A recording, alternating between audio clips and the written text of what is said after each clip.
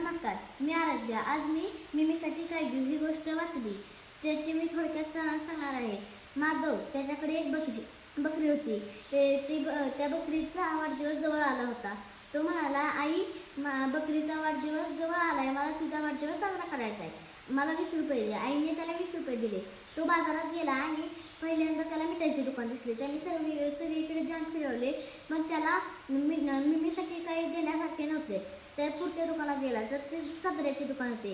तिथे मिमीसाठी काही घेण्यासारखे नव्हते. तो म्हणाला, ही दोन्ही दुकान माझ्या कामी नाही आले. म्हणून तो पुढे गेला आणि तिथे भांड्याचे दुकान होते. त्याने तिथे भांड्याच्या दुकानात वाटी घेतली मिमीसाठी.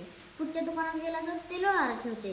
तिथून तिला घुंगरू घेतले आणि तो घरी येऊन घुंगरू तिच्या पायात घातले आणि ती घुंगरू छम छम वाजू लागले. मग माधवलाही आणि बकरीलाही, ह्या दोघांनाही आनंद झाला.